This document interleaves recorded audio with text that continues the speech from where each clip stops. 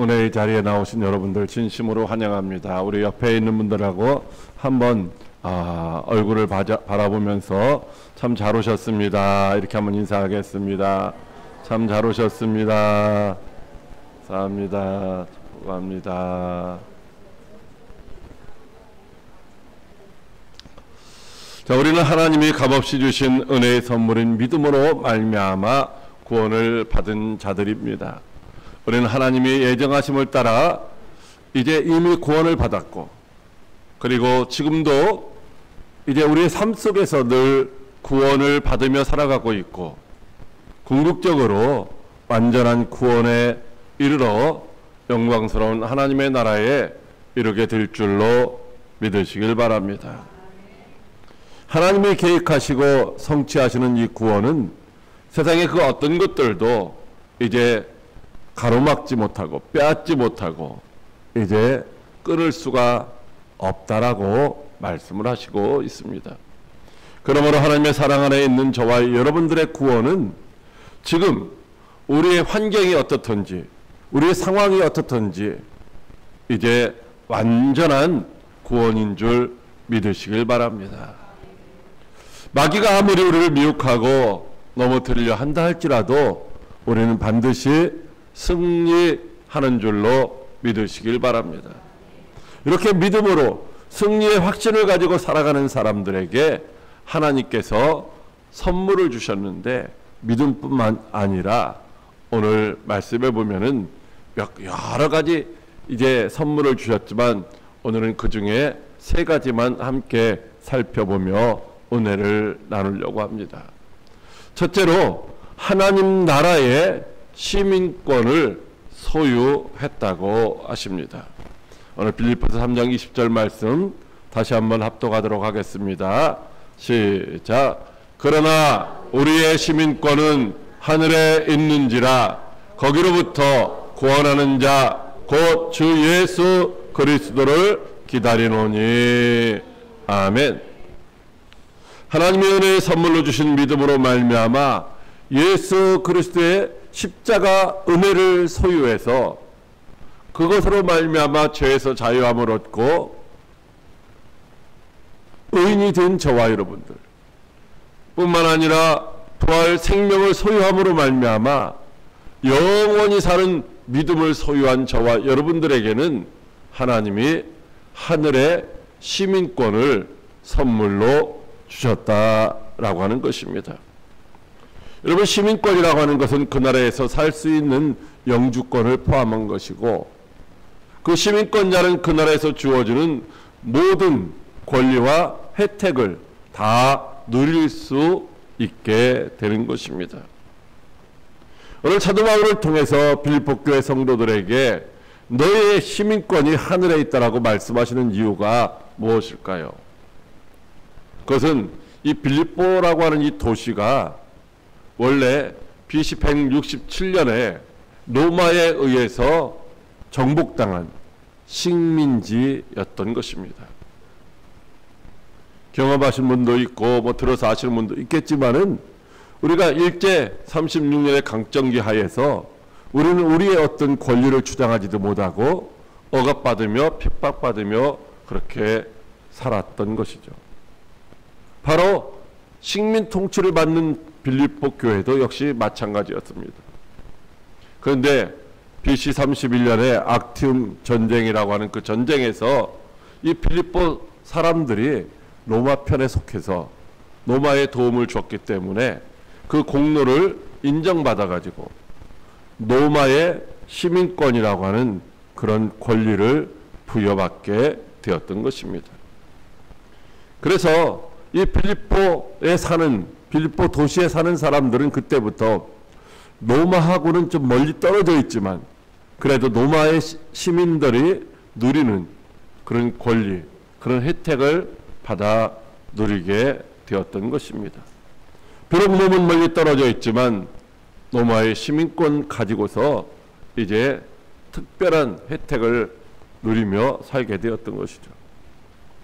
여러분, 바울이 이제 복음을 전하다가 예루살렘에 돌아와서 붙잡혀 가지고 감옥에 갇히고 신문을 받을 때에 바울이 로마의 시민권을 가졌다는 사실 때문에 천부장도 바울을 함부로 대하지 못했던 것을 보게 됩니다. 오늘날 뭐 제일 강대국이 미국이라고 하잖아요. 그래서 많은 사람들이 미국의 시민권을 얻으려고 노력을 합니다. 그런데 당시 로마의 시민권에는 비교할 수 없는 거죠. 당시 세계를 로마가 지배하던 그런 시대입니다.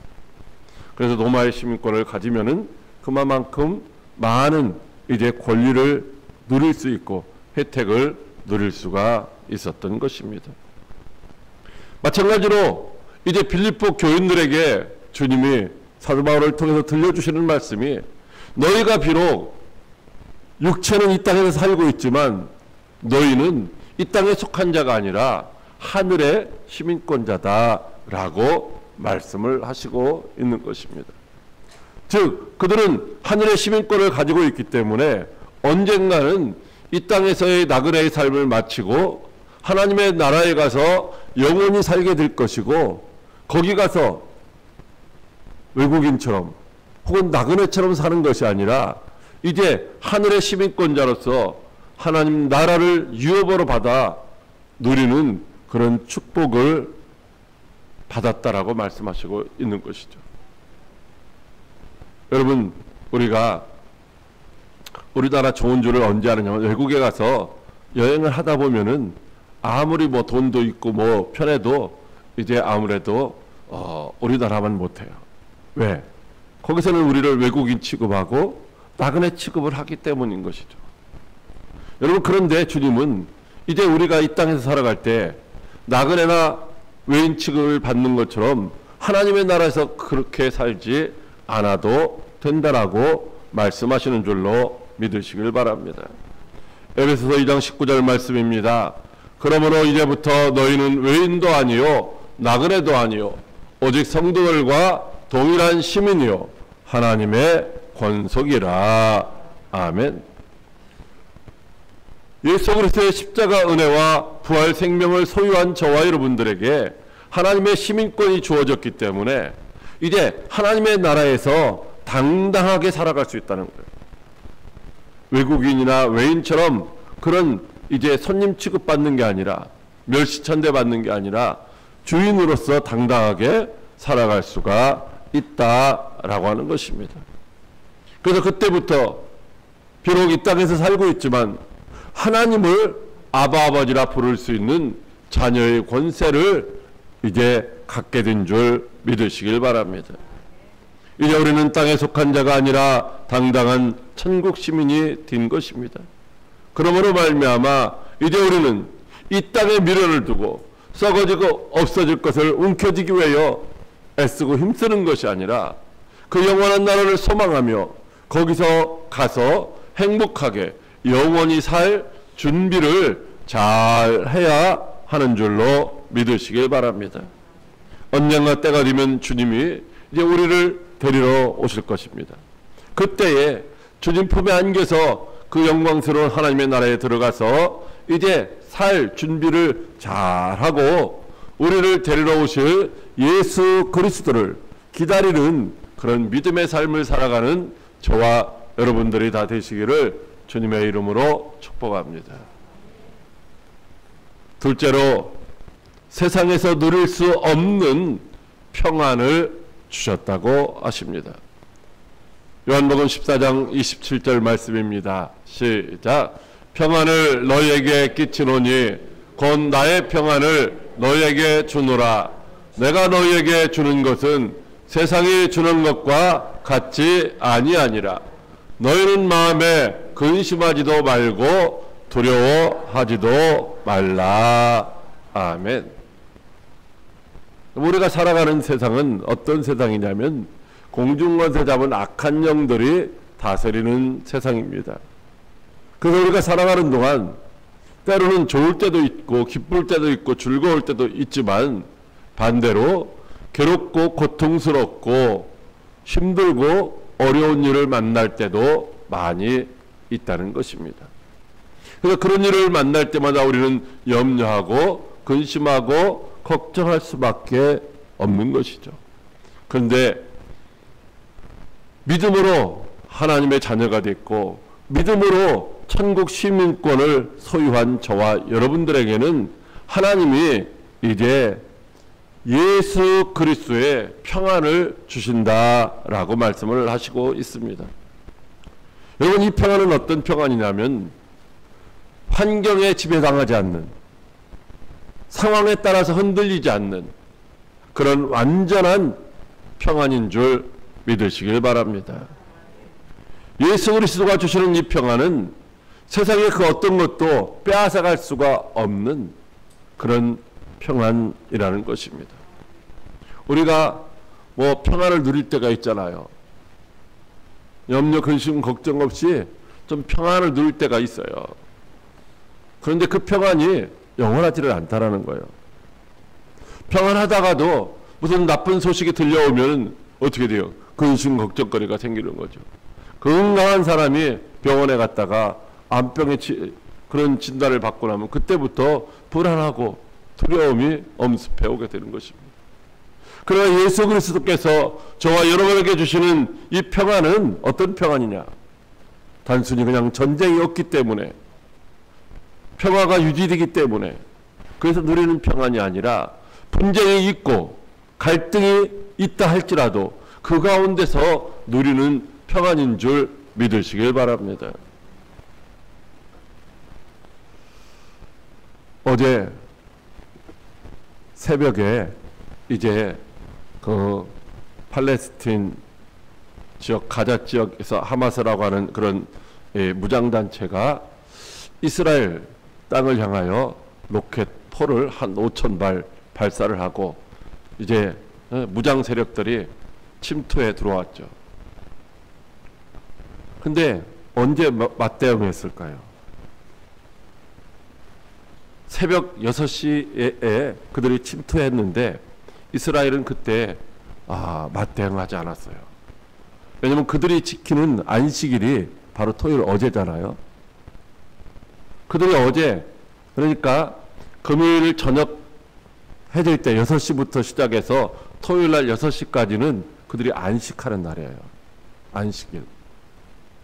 그렇기 때문에 그들이 안식할 때, 과거의 6.1 전쟁 때도 그랬었지만은 이번에도 그들이 안식할 때 이제 그렇게 불시에 습격을 했던 거죠. 그런데 그들은 언제 이제 공격을 시작했느냐? 안식일이 다 지난 다음에 그 다음에 다시 이제 공격을 하기 시작했던 거죠. 어젯밤부터. 왜냐하면 안식일 때는 하나님이 지켜주신다는 그런 확신이 있기 때문에 그런 것입니다. 여러분, 이 평안이라고 하는 것을 히브리어로 하면은 샬롬이라는 말입니다. 우리가 살롬 살롬 이렇게 하잖아요. 이 살롬이라는 말이 평안이라는 거죠. 근데 이 평안이 우리 안에서 나오는 평안이 아니에요. 돈이 있기 때문에 누리는 평안이 아니고, 건강하기 때문에 누리는 평안이 아니고, 권력이 있기 때문에 누리는 평안이 아니라는 것입니다. 이 평안은 어떤 평안이냐? 하나님이 주시는 평안인 줄 믿으시길 바랍니다. 사사기 6장 23절로 24절 말씀입니다. 여호와께서 그에게 이르시되 너는 안심하라, 두려워하지 말라, 죽지 아니하리라 하시니라.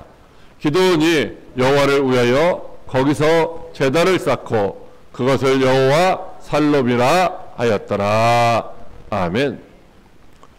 당시에 이스라엘은 미디안과 아멜렉과 동방 사람들, 이 연합군이 쳐들어와 가지고서 식민 통치를 받고 있었어요. 그러니까 그들이 지배하고 있었어요. 그래서 이들이 열심히 수고하고 노력을 해서 추수할 때쯤 되면은 그들이 쳐들어와서 다 빼앗아가는 거예요. 약탈해가는 거예요. 사람을 죽이는 거예요. 이런 힘들고 어려운 고통 가운데서 그들이 살아가고 있을 때에 이 기드온이라고 하는 젊은 청년도 역시 미디안 사람들을 두려워했어요.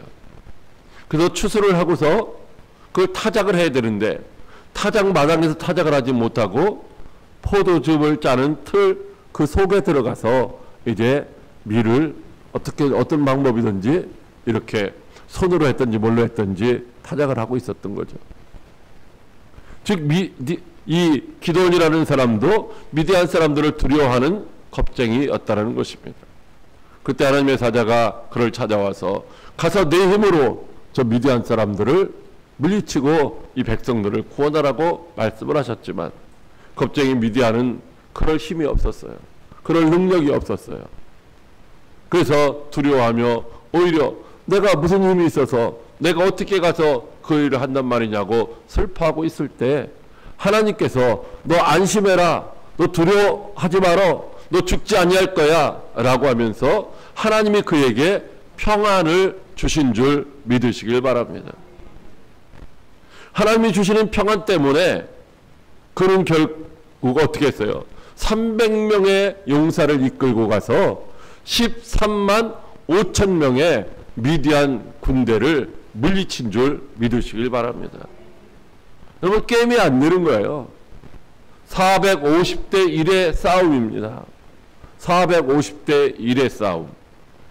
그런데 그 미디안의 13만 5천 명을 300명으로 이겼다라는 거예요. 이게 우리의 상식으로는 이루어질 수 없지만 하나님이 주시는 평안을 가지고 나가서 싸우니까 두려움이 없는 거예요. 무서움이 없는 거예요. 그래서 승리할 수 있었던 줄로 믿으시길 바랍니다. 어떤 문제 앞에 어떤 문제가 없는 것이 아니라 문제가 있지만은 문제 앞에 있을 때에 우리의 자세가 중요하다는 거예요. 두려워하지 않는 마음, 평안한 마음, 하나님이 반드시 이기게 하시라는 그런 확신을 가지고 나가서 전쟁을 했기 때문에 이길 수가 있었던 거죠. 여러분, 어제 대만하고 야구도 해서 승리해서 금메달 땄고 또 일본하고 축구해서 이겨가지고 금메달을 땄죠.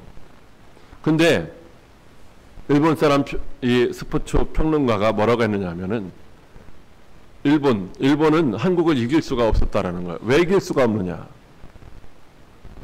이 한국의 이 선수들은 그 금메달 따면은 병역 면제라고 하는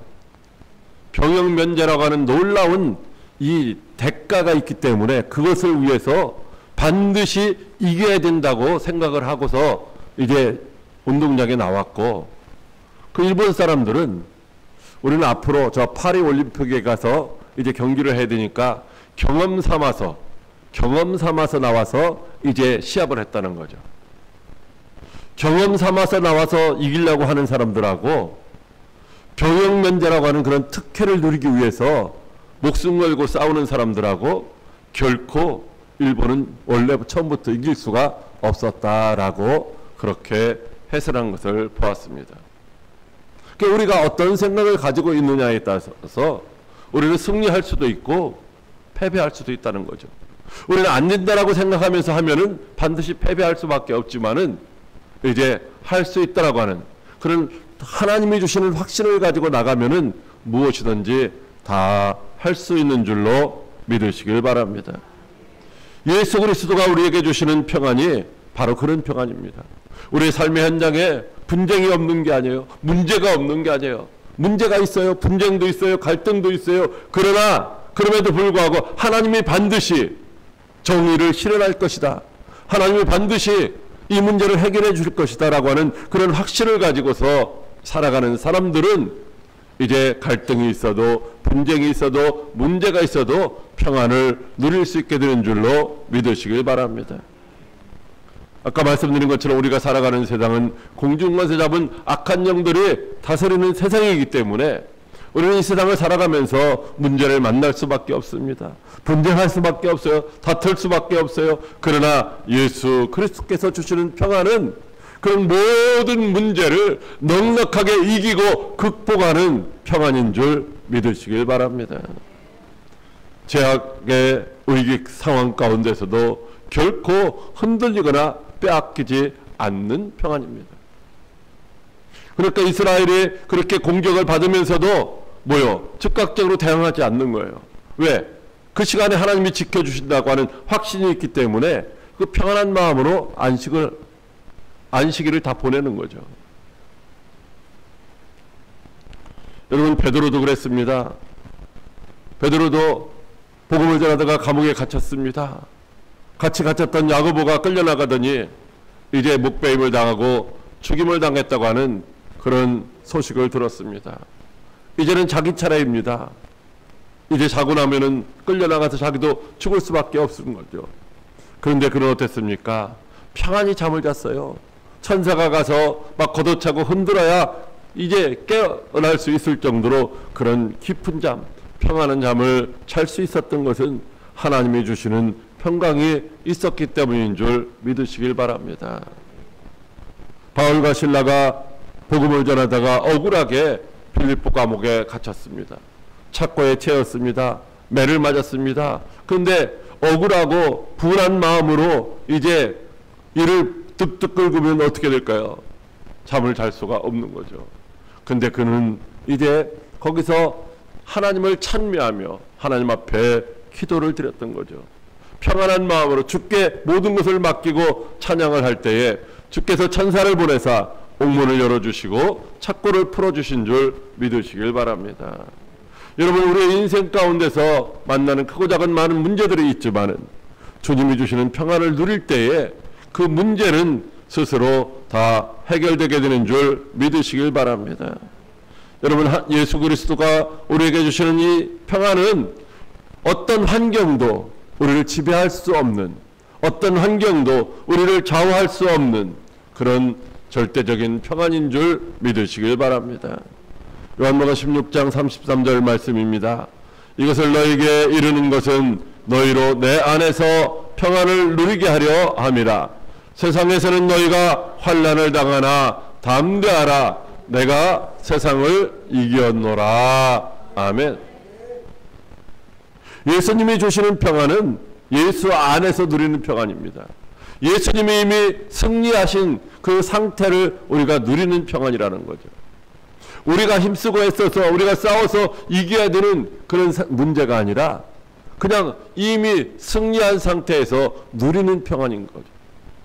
그러므로 근심하거나 두려워하지 말라고 말씀하시고 있습니다. 저와 여러분 모두가 이미 승리한, 이기는, 세상을 이기는, 죄악을 이기는, 병마를 이기는, 환경을 이기는 그런 평안을 누리시기를 주님의 이름으로 축복합니다. 셋째로 기쁨으로 충만하게 하셨다고 하십니다. 요한복음 15장 11절 말씀입니다. 시작. 내가 이것을 너에게 이름은 내 기쁨이 너희 안에 있어 너희 기쁨을 충만하게 하려 함이라. 아멘. 제자들은 예수님이 이제 죽으시고 목숨 걸고 예수님 모든 것 버리고 다 따라다녔던 그들이 이제 홀로 남을 것을 생각하니까 슬픔으로 가득했습니다. 그런 그들에게 예수님은 예수님이 주시는 기쁨으로 충만하게 하시기를 원하셨던 것입니다. 여러분, 예수님이 슬퍼할 수밖에 없는 제자들에게 주신 그 기쁨이 도대체 무엇일까요? 제자들은 무엇으로 말미암아 기뻐했을까요? 우리는 기뻐할 일들이 뭐 생기잖아요. 무엇을 얻었든지 이겼든지 뭘 소유했든지 뭔가 기뻐할 일들이 있지만은 그런 외부적인 환경에 의해서 기뻐하는 것들은 잠시 잠깐 있다가 또 외부적인 환경에 의해서 슬퍼하고 고통할 수밖에 없는 것입니다. 그러나 예수님이 주시는 기쁨은 영원한 기쁨인 줄 믿으시길 바랍니다. 요한복음 15장 9절로 10절 말씀입니다. 아버지께서 나를 사랑하신 것 같이 나도 너희를 사랑하였으니 나의 사랑 안에 거하라. 내가 아버지의 계명을 지켜 그의 사랑 안에 거하는 것 같이 너희도 내 계명을 지키면 내 사랑 안에 거하리라. 아멘. 여러분, 예수님이 누리시는 기쁨은 어떤 기쁨이냐면은 앞에 형통하거나 평탄하거나 문제가 없어서 누리는 것이 아니라 예수님이 자기 자신, 하나님이 자기 자신을 사랑하신다는 그 확신 가운데서 누리는 기쁨인 줄 믿으시길 바랍니다. 예수님은 지금 십자가를 앞에 두고 계신 거예요. 십자가의 그 고난, 고통을 생각하시는 거죠.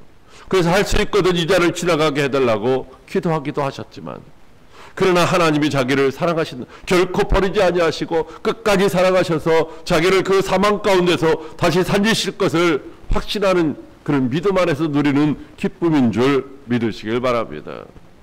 여러분, 우리가 어떤 선물을 받았을 때도 기쁘지만 실상은 선물을 주는 그 사람이 나를 사랑하고 있다는 것을 느낄 때에 더 기뻐할 수 있는 줄로 믿으시길 바랍니다. 바로 예수님은 하나님 안에 하나님이 자신을 사랑한다는 것을 알기 때문에 기뻐했다는 거죠. 그리고 오늘 우리에게 주시는 기쁨도 마찬가지입니다. 예수님이 우리를 사랑하신다는 것입니다. 어떤 환경에 있든지 어떤 상황 가운데 있든지 예수님이 우리를 사랑하시는 그 사랑은 자기 몸을 십자가에 내어주시기까지 하는 그런 완전한 사랑인 줄로 믿으시기 바랍니다. 하나님의 사랑 안에 있으면 결코 이제 실패할 수가 없는 거예요. 멸망당할 수가 없는 거예요. 그래서 예수 그리스도 안에 그 사랑을 누릴 때에 우리는 기뻐할 수 있게 되는 줄로 믿으시길 바랍니다. 요한복음 16장 22절 말씀입니다. 지금은 너희가 근심하나 내가 다시 너희를 보리니 너희 마음이 기쁠 것이요 너희 기쁨을 빼앗을 자가 없으리라. 아멘. 여러분, 예수님이 떠나가시기 때문에 제자들이 슬퍼하는 거예요. 홀로 남겨져 있을까봐 그래서 두려운 거예요. 근데 주님이 뭐라고 말씀하시고 있어요? 그래서 너희가 지금은 근심하고 있지만 내가 다시 너희를 보리라는 것입니다. 여러분, 제자들이 예수님을 찾아가서 예수님을 만나고 보는 것이 아니라 주님이 다시 오셔서 제자들을 만나주시고 그래서 그들이 주님을 만남으로 기쁨을 누리게 해 주신다는 것이죠. 여러분, 우리가 우리의 인생의 문제를 해결해 줄 자를 찾아가서 그분을 만남으로 말미암아 누릴 수 있는 기쁨이라면은 이제 우리가 만날 수 없을 수가 많기 때문에 기뻐할 수가 없는 거예요. 근데 주님이 찾아오시는 거예요. 우리 인생의 모든 문제를 해결해 주실, 우리에게 영원한 생명을 주실 주님이 찾아오셔서 우리를 만나 주시기 때문에 이제 우리가 영원히 기뻐할 수 있는 줄로 믿으시길 바랍니다.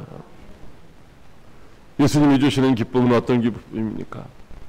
사망 권세를 이기시고 부활하신 생명을 주시는 기쁨인 줄 믿으시길 바랍니다.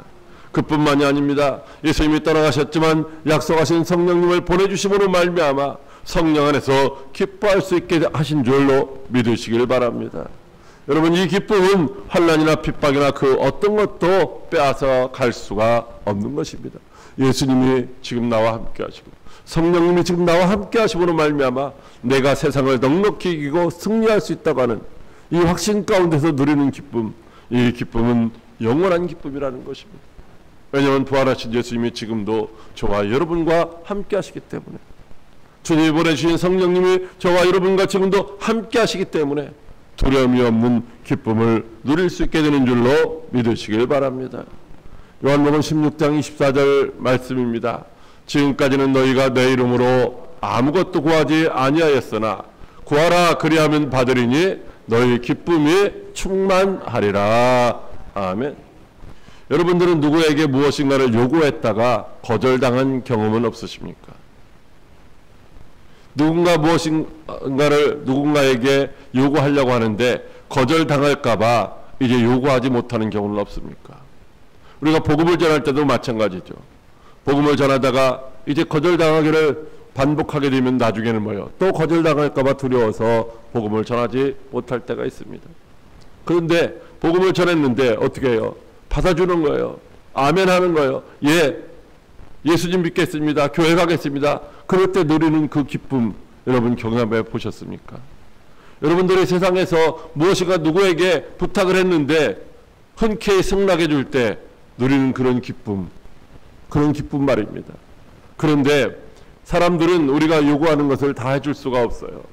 그러나 하나님은 전능하시고 능치 못함이 없으시기 때문에 우리가 예수의 이름으로 구할 때에 하나님은 언제든지 이제 하나님의 뜻에 합당한 것은 다 들어주시는 줄로 믿으시기 바랍니다.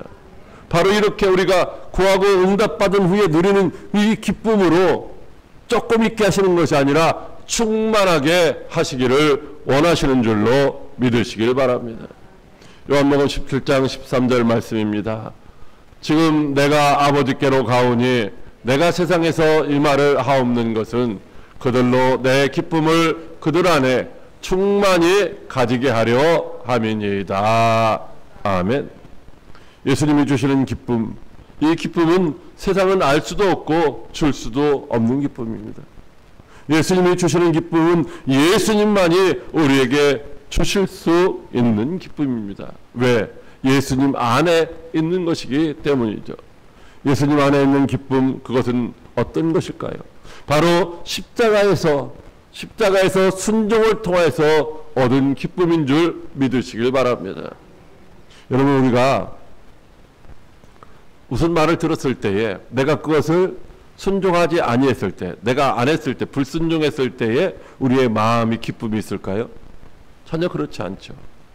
좀 힘들고 어려워도 그것을 다 이제 이룬 다음에 누리는 기쁨이 큰 줄로 믿으시길 바랍니다. 아까도 말씀드렸지만은 최선을 다해서 야구 선수들이 금메달을 목에 걸고 최선을 다해서 축구 선수들이 금메달을 목에 걸었을 때에 그들이 그 기쁨이 큰 것처럼, 여러분, 예수님이 정말로 사람의 힘으로서는 감당할 수 없는 십자가, 온 인류를 구원하기 위한 그 십자가에 그것을 이제 감당했을 때에 누리는 기쁨을 예수님이 저와 여러분에게 주시는 줄 믿으시길 바랍니다.